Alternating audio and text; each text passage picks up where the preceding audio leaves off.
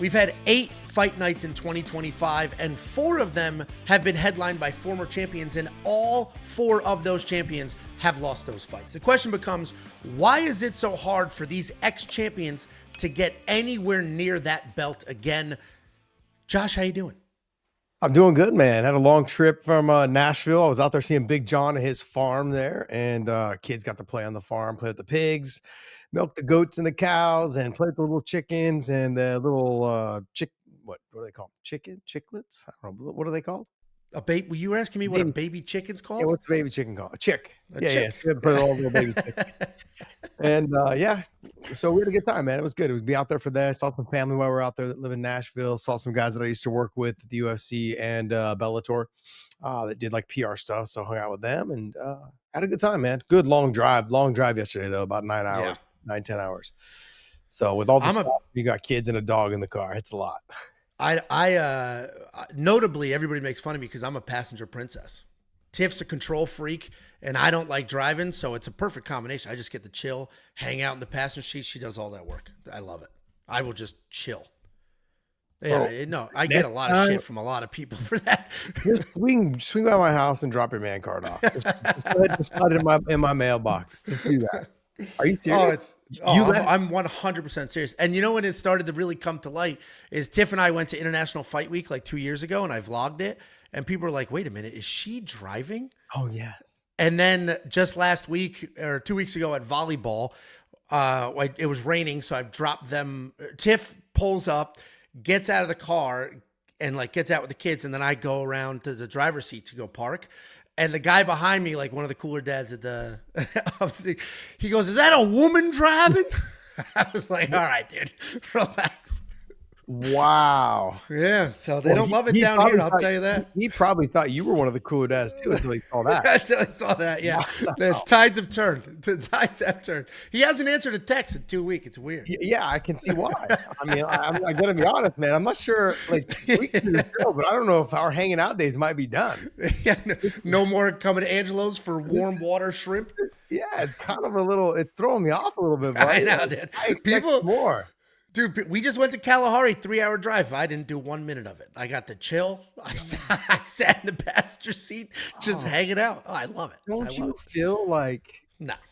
Like she's an alpha. I mean, you've met her. She's an alpha. Like, you can't run an ER and be a beta. So she's an alpha, and I'll just let it. I understand the alpha in the house. I mean, like, I know she runs the house. I get it. Like, she runs you and runs the house. But the one area you could step up and be a man would be like to drive places, right? Like...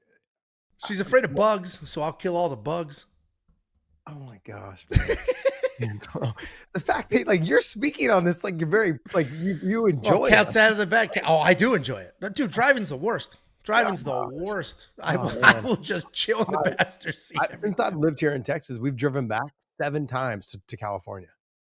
7 times. Your wife's never driven once? No, I mean she's driven like I've started feeling tired. Yeah, so like, you know, it's like 3 a.m. I'm like, hey, just get us till sunrise, you know, so I can get 2 hours of sleep and she will, you know, and then we'll stop and get breakfast, you know. And I mean, there was one time we were driving up to Oregon. I was cornering a couple guys that were fighting in Rennie Couture's promotion up there. And I was cornering some guys and I went with Bob Cook and my wife. And there was a moment where Bob fell asleep. He's like, hey, I'm getting tired. So I drove for Bob, and that drive's only like 8 hours. Yeah. But we didn't leave until like, I think we had to be there by like 11 a.m. the next day. We didn't leave until like 11 o'clock that night. Yeah. So Bob got like 2 hours into 1 o'clock. I got like 2 hours into 3 o'clock. And then my wife drove the rest of the way. All of a sudden we showed up and we're there at the venue. I was like, holy shit, you drove like 5 hours. You drove a lot. And it was nice, right? You got to relax. Not a care in the world. I don't know. I was knocked out, man. I woke up and the sun was up and we were stopped. I'm like, we get you just using the restroom? She's like, no, we're here. I was like, what? Like, you guys both have been asleep the whole time. I was like, oh man, I felt guilty as a man. I felt guilty. Obviously, you don't have that. No, none. Twinkles in none whatsoever. None. Like, I love it. Yeah, that's just weird to me, man. I felt guilty the rest of the trip. I was like, no, there's no way I'm letting her drive home. I got this. No.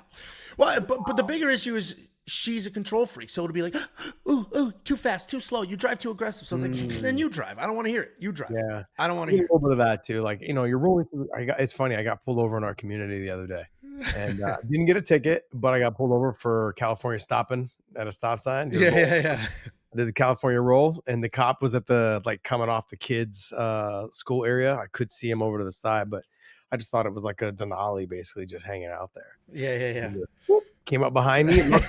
Luckily I was like, I saw him turn the lights on right behind me as I went through, and I'm like 2 streets down. So I drove home into my garage. So he's like, all right, he lives here. Yeah, yeah. And he pulls up and he's like, he's like, you live here? And I was like, yeah, I live here. He's like, let me see your registration. I'm like, all right. So I see his showed him everything. And he was cool about it. He's like, hey man, he's like, just do me a favor, try not to do the California stop, especially through the school zone. I'm like, okay, I got you, bud. That's funny. So he was really cool about it. Our PD around here, man, is great. They are cool. And Prosper PD are fucking awesome. Yeah, no, they are all normal. And I think that's a Southern thing. It's not very like, they're not on power trips. They're just normal. And if there's some respect, then everybody's good. Yeah, yeah. I mean, it's so weird when they call me sir. I'm like, hey, like, buddy. Yeah, yeah. No, I'm your elder, but let's dial it back a little bit. Anyways, all right, but hey, I thought you posed a good question though, man. Good question on like why is it so hard to get back? I mean, Angelo, since you have so much experience with this, why don't you walk us through on why you think it's hard to get back? Sure. So I've won a couple of jiu-jitsu titles. I think it's very similar. Yeah. Well, there's one person in the tournament on your side of the bracket. Nothing like winning an early 2000s jiu-jitsu tournament where there was Master 6 of fives. You were competing in Master Fives back then, yeah. But I genuinely think, well, first of all, a couple things. I think the sport's evolving at a wild pace. Mm-hmm. So once one of the older guys loses to the younger guys, I think the talent gap, the skill gap just continues to widen. I think the other part is there's some level of comfort there. You get yourself to the top, you make some good money, you're the king of the castle, the PR ramps up like crazy, the commitments ramp up like crazy, so the training can't be what it should or could have been that got you there. Then also every single person underneath you is just studying you all day, every day. How do I beat this guy? How do I beat this guy? And then you finally do lose, and everybody's got the blueprint. Leon Edwards specifically, he just got, honestly, manhandled by Sean Brady. But Sean Brady just watched Bilal do it. And he's like, all right, if I do exactly that, I'll win this fight. And that's exactly what he did. He's like, I'm just going to do what Bilal did. And he did what Bilal did. So I think there's a bunch of different factors there. But I think a chunk of it, and I mean, you're a former world champion. Did you get back to the belt or no? You fall into this I didn't win it too. Again. No, but I got back twice. Yeah. Okay, so you hung around the top there for a little bit. Yeah. Because like Robert Whittaker's a name that's done that, right? He lost the belt, but just continued to beat everybody except the champ. Nope, that'll happen. Max Holloway's done the same, but pretty much everybody else, and we'll see what happens with we'll see what happens with Alex Pereira if he can get anywhere near there again, but everybody else has that fall off. I mean, do you think what I'm saying is making sense? That it's a lot of like the commitments ramp up, the time ramps up, so you can't train like you used to, and the rest of the world is just working specifically on how to beat you. The commitments do ramp up, but I don't think it's enough to really affect your growth. You're either dedicated or you're not. That's the thing. I think what happens is we allow ourselves to get distracted. We allow ourselves to say, hey, I'm going to go ahead and do that nightclub promotion, which means the training the next day, it's not as good as it should have been because, I wasn't doing that before, but now they're offering me, 10 grand, 18 grand, 25 grand to show up at a nightclub or to show up at an event, that's late, doing autograph signings, whatever it is. Sometimes they're during your training, but like, it's not that much of a distraction, but look, you want the money because this is when the iron is hot for you to make the most amount of money. They are there, but you can still work around that. And the amount of money you're making, take your coach with you, hit some mitts. Everywhere you go as a hotel has a treadmill, has a pre-core, has weights. Not every day needs to be you getting punched in the face. So take somebody with you. And that's one of the biggest mistakes that I think I made as I was making my runs up and down, for titles, is we weren't making a ton of money like they are now. So the thing is, I didn't want to spend an extra $900, to fly my coach with me and to hold mitts and this and that. I was like, oh, I'll just shadow box and run. But then your coach also kind of keeps you and holds you accountable. It's like, okay, hey, let's go down and hit the treadmill. Let's go ahead and hit some mitts real quick. And then, we'll get a good 40 minutes in, 30 minutes in and just call it good. That's all you need. Something to get a stretch in, something to keep your mind right, something to keep you focused on what the goal is. That's one of the things that Habib and Islam and the Daggies do really well. is that they basically travel in packs. And the reason why they travel in packs is so they have a group that they can pummel with, they can do some wrestling techniques with, or they take some mitts and they hit bags. They only need to take one pair of mitts and one pair of gloves. They all just share. If I'm holding, then you switch. Like everyone thinks they need to bring all their own shit. It's not the truth. Like, so you can work around that portion of it. In terms of, people studying you and understanding what your game is, absolutely. Absolutely. Once the blueprint is written out on how to beat you, you need to make not drastic changes, but you need to make some changes. And what I tell people is it's not only just the blueprint to beat you in terms of technique, but it's also where you were on the way up. Is you're winning and you're beating everyone and your confidence continues to grow and you get better every time you win a fight because what you're doing, you believe in now because it is working. And then as soon as it doesn't work anymore, your confidence is never the same until you fix those little things and get some wins.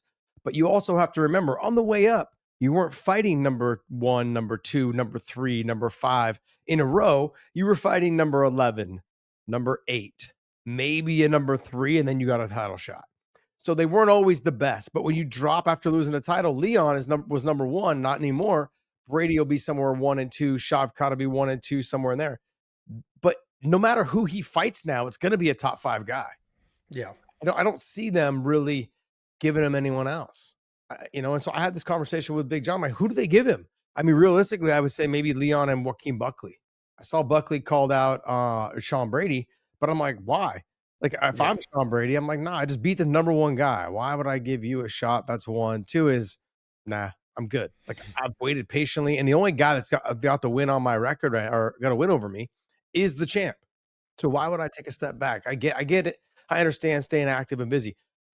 My whole thing is I believe that Sean Brady should leapfrog Shavkat. And you and I will talk about that, I think, towards the end of this or whatever it is. But I just think that's maybe a whole nother conversation, a whole nother bad take from, Angelo.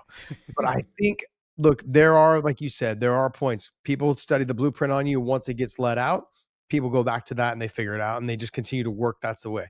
Also, when you're making your run to the top and people are trying to figure you out, it's difficult, but those people are not always watching you. But as you get to number 2, number 1, and the champ, all their focus is on beating the champ, beating number 1, beating number 2. People are watching those guys fight as intensely as possible. Did you see how he did that? Did you see how he was able to do this? Like, we've got to stop and remedy this. You focus in on that fighter as they get higher in the rankings. People are looking at Sean Brady right now going, man, like, how do I beat that guy right now? What he did to Leon, and, how do I beat Bilal? Bilal does everything. He wrestles. His striking's gotten a lot better. He's got cardio. Like, how do I beat that guy? Shavkat is kind of the guy they don't know how to beat him yet because he's all over the place. There is a lot of holes in his game, but he is somebody he's got some grit to him. And we saw it in his Jeff Neal fight. But I outside of those 2 things, the confidence is key. The blueprint's been laid out. Leon's got to make some quick, some little tweaks. He's got to want to do it, and he's got to build that confidence back up. I think he's got to get a win. I'd like to see maybe him and Jeff Neal fight, and try to get that win from Jeff Neal.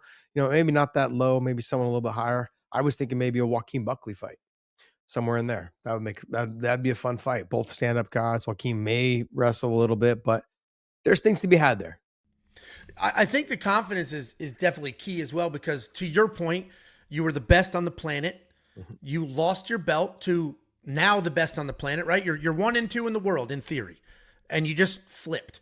And the UFC is not doing you any favors. You're not then going down to number 10, get a win back, build your confidence. You're going right to the guy right underneath you, and that's what we saw here, right? So Leon lost to Bilal. Bilal's now the number 1 guy in the world. So Leon has to fight the guy right below him, who's Sean Brady, who just ran through him. So now, this moment in time, I imagine Leon Edwards' confidence is pretty low.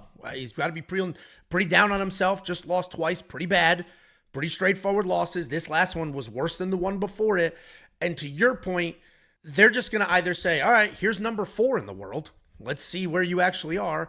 Or they are going to go farther down the list, go the boxing route, get them a quote unquote win to try to build them back up. I think they should do that, frankly. But, you do end up in these situations, and the UFC's notorious for like just no favors, honestly. Like once you lose a couple fights, you're just going to keep losing because they do keep you at the top because they almost want to milk the views and milk the narrative out of there. Like, oh, former world champion Leon Edwards fighting number 5 in the world, instead of just like, let him beat up the 10 guy in the world. Give him a little confidence and then go from there.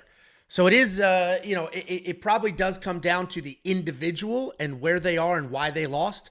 Like Henry Cejudo's losing, but he's older. He's slow at this point in his career. He's, 3 years off at the height of his career. The thing with Henry, it was the time off. Yeah. I mean, and look, and I want to go back to when he fought Marlon Moraes and then, this and that. But the bottom line is, Marlon was putting it on him in the first round or two. And then Henry just showed that he's a fucking dog. Yeah. He showed what got him an Olympic gold medal, and it showed what got him, the 125-pound title to beat DJ. I mean, those type of things were insane. But then that 3 years off of, being the Triple C and being the talking mouthpiece out there, I really believe it definitely 100% affected his ability. As you came back, like, you don't want to wrestle anymore. He's now become a stand-up guy who his wrestling is still extremely good. Probably take fucking Angelo down left and right. But the bottom line is, it's hard to wrestle at 38 years old. Doesn't matter how old you are. I mean, you're what, 60 something? I can't imagine you stopped. I'm the younger one here. That's not gonna work. You would never know by the look.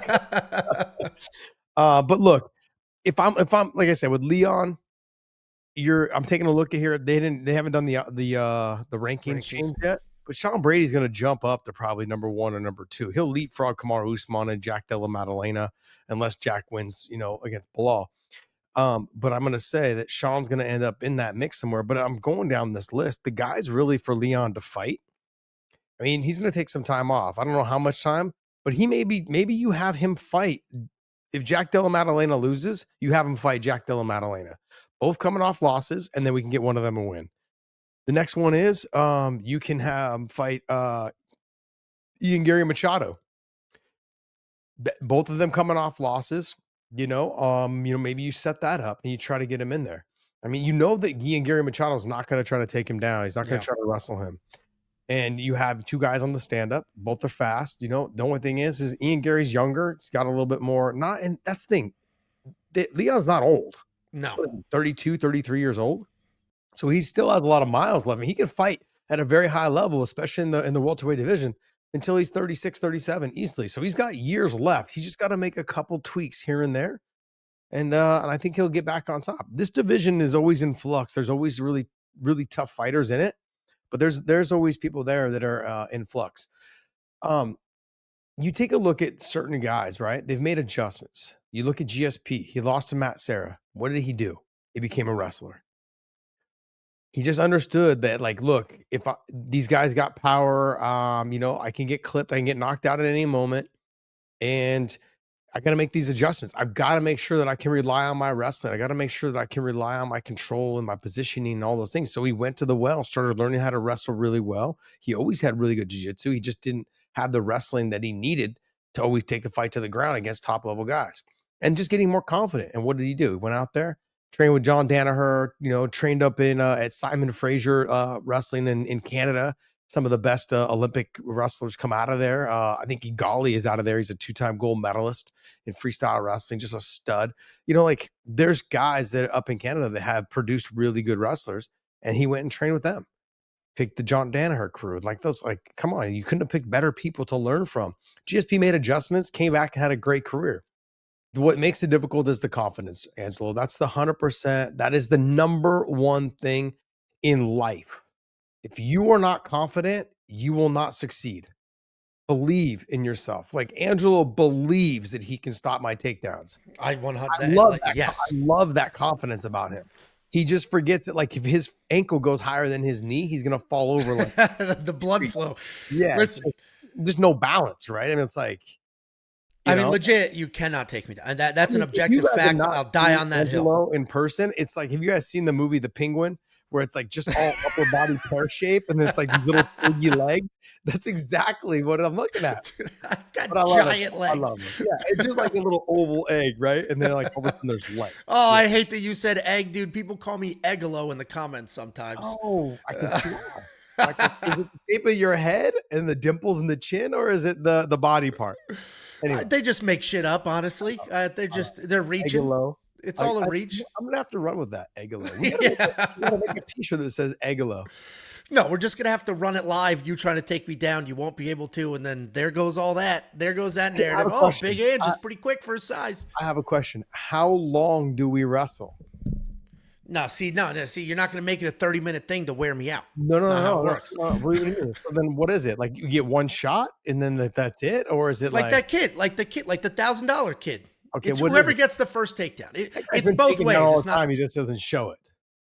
Well, I but told you. I mean, we're way Yeah. off topic now, but that my buddy TJ Hepburn from Connecticut, he wrestled at UNK national champion. He was at. So I guess the Take Me Down kid was at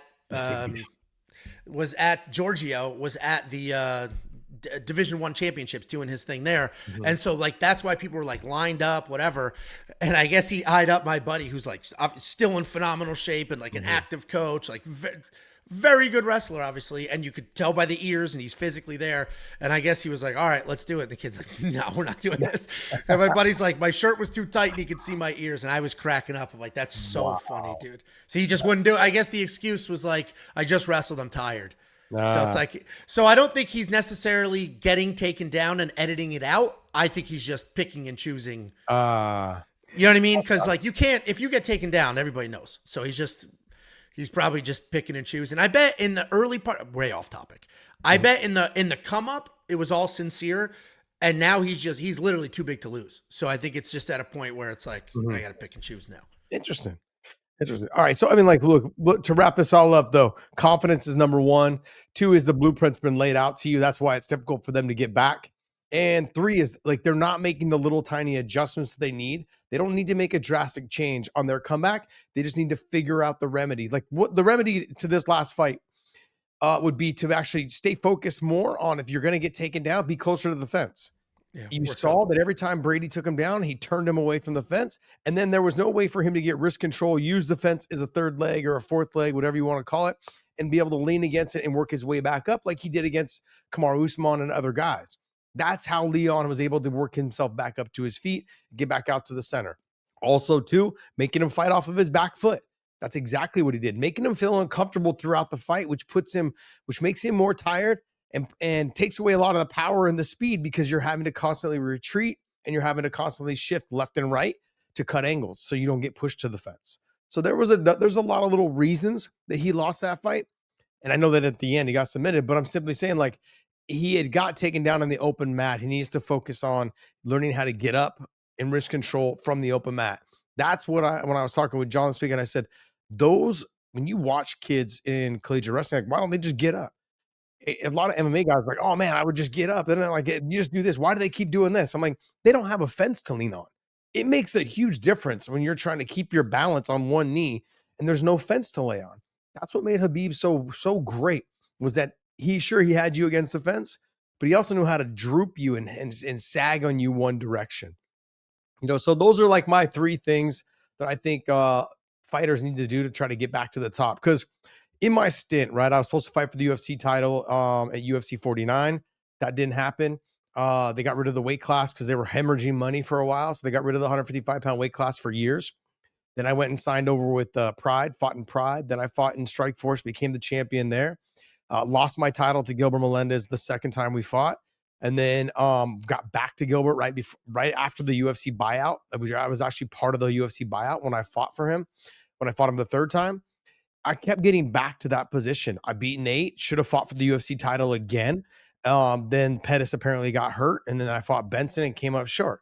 It's just it really depends. And a lot of people thought I won the Benson fight. I thought I won the Benson fight. I think when I talked to Benson after, he's like, "Yeah," he's like, "I was so unsure." And I'm like, yeah, you know you are. There's no cameras. Just tell me. I also take this into consideration. You go back and watch that fight.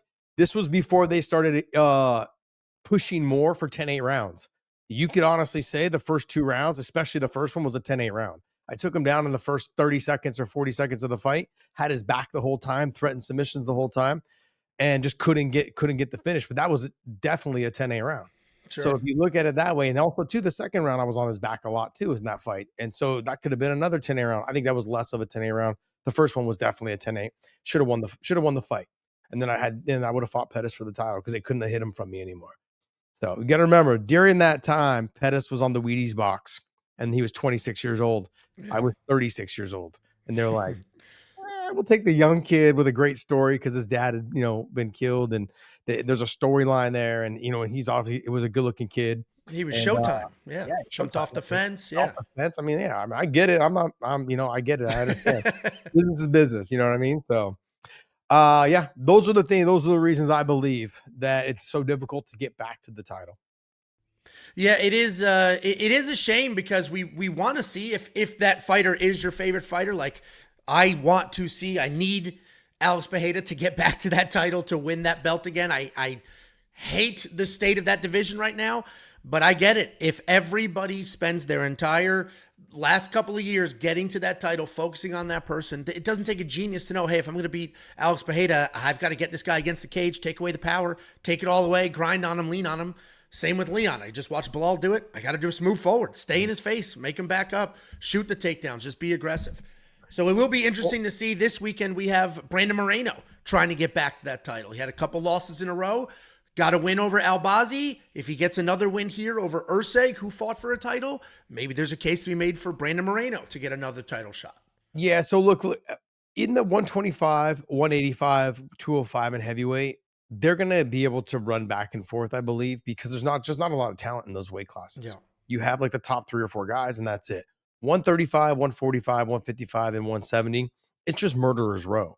Like Yeah. number 10 could beat number 1 at any moment, and Sean Brady was number 5, fought Leon Edwards, jumps all the way up, gets the win in dominant fashion and submits him.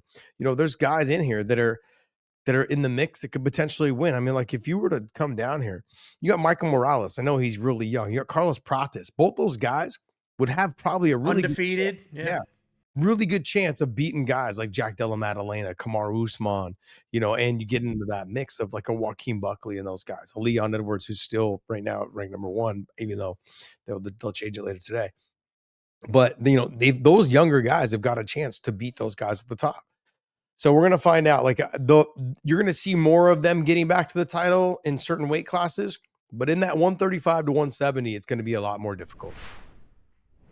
Yeah, that makes a lot of sense, guys. That is our bad take. Let us know what you think about these former champions getting back to the belt, which champion you want to get back to the belt, and what you want us to do a bad take on next. Like, subscribe, do all the things.